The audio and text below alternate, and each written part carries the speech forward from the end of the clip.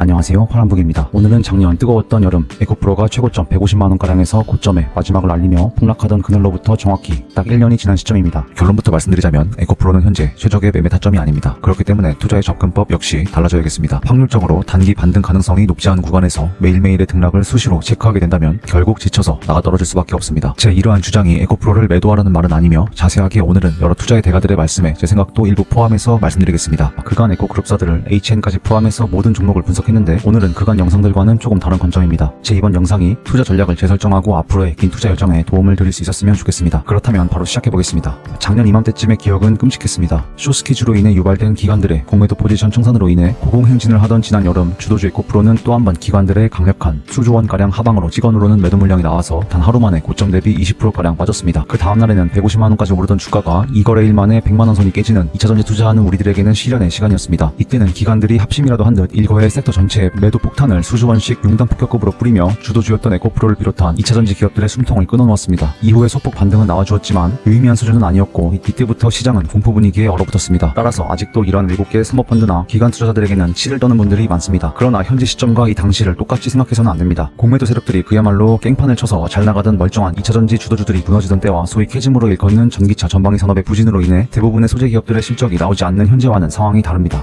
물론 공매도 물량이 아직도 에코프로와 에코프로 BM을 아주 무겁게 짓누르고 있는 것은 사실입니다. 다들 아시겠지만 애당초 공매도는 단 한 번도 금지된 적이 없으며 시장 조성자, 유동성 공급자 등의 뒷문을 활용해서 아주 꾸준하게 공매도는 이어져 왔습니다. 그러나 공매도가 아무리 짓누른다고 해도 수년간 날카로운 성장을 기록했던 에코프로가 과거와 같은 성장세를 계속 보여줬다면 공매도 물량으로 주가 상승을 억누를 수는 없었을 것입니다. 이는 연간으로 20배 이상 상승했던 위대한 기업들의 역사가 증명합니다. 지금의 에코그룹사들의 부진은 실적 악화가 가장 큰 이유이며 불법 무차익 공매도 세력들이 이러한 하락을 앞뒤 시점으로 다양하게 부추기고 가속화시켰을 뿐 현 시점에서 단순히 공매도 때문에 주가가 안 오른다는 주장은 너무나 단순한 해석입니다. 하지만 그래도 에코프로는 23년도 주도주로 주목받았던 훌륭한 기업이고 2차전지 섹터를 논할 때 빼놓을 수 없는 산업군에서 핵심적인 포지션을 담당하고 있습니다. 따라서 향후 전기차 시장이 성장해 나감에 따라 결코 소외될 기업은 아니라는 생각입니다. 현재 K배터리가 타겟마켓으로 잡고 있는 북미 전기차 시장은 현재 5%에 불과한 전기차 보급률을 보이고 있습니다. 향후 완성차 업체들의 양산형 모델이 쏟아져 나오고 전기차 수요가 증가하며 그로 인해 배터리 소재의 수요 또한 증가하는 시점이 된다면 에코프로 역시 현재처럼 낮은 주가 수준을 전전하지는 않을 것입니다. 그러나 현재 대한민국 증시가 문제가 없는 것은 아니고 너무 과하게 시장을 흔든 것은 사실입니다. 다음은 박순혁 작가님께서 예전에 말씀하신 내용이며 제가 12월 달에 블로그에 다루었던 내용입니다. 증권가의 공매도 수기 기록과 관행적인 업팅룰 위반으로 인한 최대 피해자는 에코프로와 그 주주들이었으며 박 작가님 말씀에 따르면 해외 창고를 이용하는 사모펀드들이 모 대형 유튜브 채널을 납할수록 롱숏 포지션을 잡는 행위는 아주 공공연하게 이루어졌다고 합니다. 그들은 너무나도 악랄한 방법으로 언론까지 동원해가며 시장을 교란하였고 어쨌든 우리는 얘네들이랑 같은 나라, 같은 시대에 살고 있기 때문에 앞으로 K배터리의 성장에 지속적인 걸림돌이 될 것으로 생각하고 있습니다. 그런데 윌리엄 오닐은 최고의 주식을 고를 때 시장의 분위기를 잘 파악해야 한다고 합니다. 즉 타점을 잡을 때 기관들의 매매 동향을 세심하게 파악해야 한다는 것입니다. 현재 2차전지 섹터에는 수급이 들어온 상황도 아니며 역으로 기관 투자자들은 숏 포지션을 잡고 있기 때문에 원칙적으로 에코프로는 현재 월스트리트 투자의 대가들이 말하는 타점이 아닙니다. 따라서 이러한 상황에서 우리의 대응 방법은 달라져야겠습니다. 이하부터는 제가 지금까지 블로그도 운영해가며 사태를 쭉 지켜본 아주 지극히 개인적인 생각입니다. 확률적으로 단기 급등을 하기 어려운 구간에서 에코프로나 포스코홀딩스를 들고 있으면서 작년 같은 급반등을 노리는 것은 무리한 전략입니다. 콩 심은 데 콩나고 팥 심은 데 팥나듯 향후 먼 미래 성장성을 보면서 투자해놓고 지금 단기적 수급을 보면서 일희일비한다는 것은 팥 심어놓고 콩 나길 바라는 것과 같다고 생각합니다. 에코프로는 지금 월스트리트 투자의 대가들이 말하는 타점이 전혀 아니기 때문입니다. 스탠 와인스타인의 4단계 중 1단계에서 매수했다가는 경우에 따라서는 7년씩 기다려야 하는 사태도 발생합니다. K배터리 기업들이 이렇게 오랜 시간 횡보할 것으로 예상하지는 않아서 저도 에코프로 BM을 매수해서 투자하고 있습니다. 하지만 내가 어떤 선택을 했는지는 알고 횡보 내지는 조정이 아주 길어질 최악의 사태도 각오하며 투자에 임해야 한다고 생각합니다. 장기 투자하기로 했으면 장기 투자하셔야 합니다.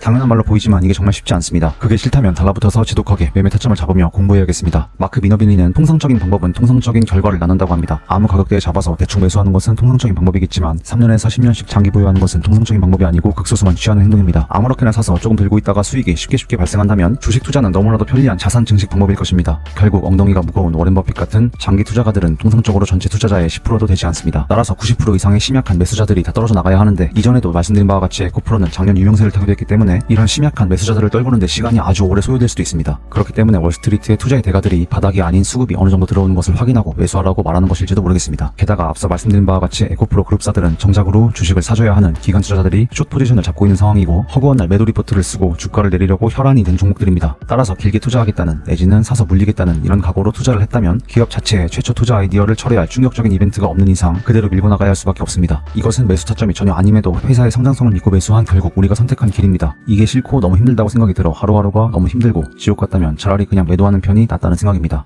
여러분들의 건강과 행복이 우선입니다. 생고생하고 가속노화를 촉진하며 스트레스 받으며 살다가 주식 조금 오르면 뭐 하겠습니까? 돈 좀 벌려고 하다가 가장 소중한 건강을 놓칠 수가 있습니다. 그러나 아시는 바와 같이 투자에 완전 길게 보는 장기 투자만 있는 것은 아닙니다. 워렌 버핏처럼 이렇게 투자하는 것이 투자의 정석이지만 이게 결코 쉬운 일은 아닙니다. 그렇지만 이 방법이 박순혁 작가님 말씀처럼 투자의 본질이며 사실 똘똘한 기업을 잘 골랐고 시간만 충분하다면 이론상 잃을 확률은 0%에 수렴합니다. 2차전지 핵심 기업인 에코프로는 위대한 기업이 맞고 충분히 끼가 있는 종목이며 영위하는 사업꾼들도 훌륭합니다. 하지만 사서 바로 오르면 이런 걱정을 하지도 않겠으며 문제는 우리가 못 견딘다는 것입니다. 저는 개인적으로 아주 10년씩 보면서 묵혀두는 투자 방식보다는 타임라인을 그보다는 조금 더 짧게 보는 투자가 적합하다고 생각해서 요즘은 주로 리스크를 어느 정도 관리하는 방법을 취하고 있습니다. 이러한 방법은 잃을 확률이 있는 투자입니다. 전기차 산업은 결국 갈 수밖에 없는 산업이고 그만큼 유망한 산업군이다 보니 섹터 내에서도 잘 찾으면 대형주 외에도 좋은 기업들이 많습니다. 저도 많은 인사이트를 얻고 있는데 선대인 소장님과 같은 분들과 함께 2차전지 내에서도 소섹터 위주의 투자를 진행하시는 것도 하나의 방법이 될 수 있습니다. 따라서 어떤 전략을 선택하실지는 선택사항이며 정말 워렌 버핏처럼 투자하실 계획이라면 마이너스 50% 혹은 그 이상이 발생해도 결국 최초 내 매수 단가를 뚫고 주가가 10배, 20배 오를 것을 보는 전략을 선택하셨기에 매일매일 시장을 보는 것도 큰 의미가 없을 것입니다.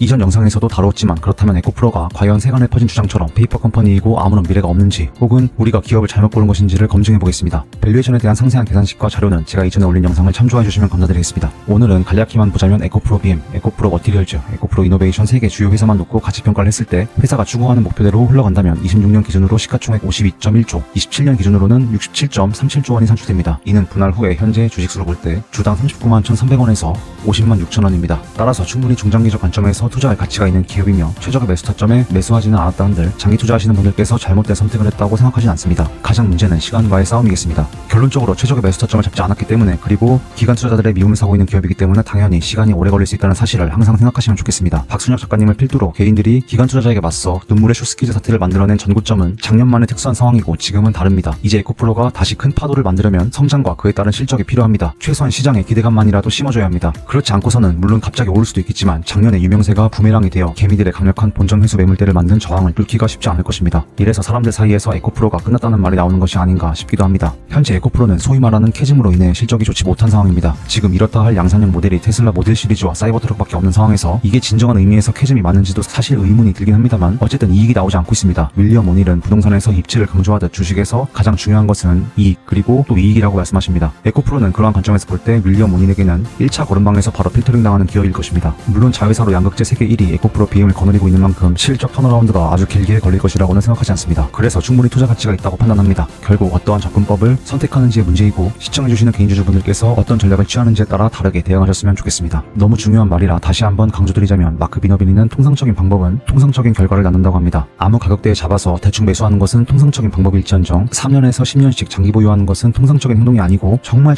극소수만 취하는 행동입니다. 장기 투자하시는 분들은 투자의 전공법을 따르고 있는 것이고 실패하는 것이 아님을 잊지 않으셨으면 좋겠습니다. 이건 제 주장이 아니고 워렌 버핏, 피터 린치를 비롯한 수많은 월스트리트 투자 대가들의 말입니다. 오늘 영상은 에코프로에 물려있는 상황에서 매일매일 주식 어플 켜서 쓰라린 고통을 당하시는 분들을 위한 영상이었습니다. 확률적으로 일어나기 힘든 일을 단기간에 너무 확소거대하지는 않으셨으면 좋겠습니다. 길게 보기로 했다면 길게 보시기를 당부드리고 싶습니다. 요즘에는 트럼프의 당선 가능성이 아주 높게 전망되며 트럼프 리스크가 그 어느 때보다 빠르게 산불처럼 번져나가고 있는 것 같습니다. 다음 영상에서는 지정학적 알파 책을 통해서 트럼프 리스크에 대해 아주 상세하게 다뤄보도록 하겠습니다. 마치며 혹시 구독과 좋아요 더해서 알람 설정까지 눌러주시면 제 최신 영상들을 가장 빠르게 시청하실 수 있으십니다. 앞으로도 저는 대한민국 미래 먹거리 산업인 2차전지 투자하시는 개인주주 여러분들 위해 지금처럼 열심히 노력을 갈아 넣어보도록 하겠습니다. K배터리는 결국 갈 산업입니다. 너무 걱정하지 마시고 항상 건강 챙기시기 바라겠습니다. 구독자분들 늘 행복하시고 여기까지 긴 영상 시청해주셔서 감사드립니다.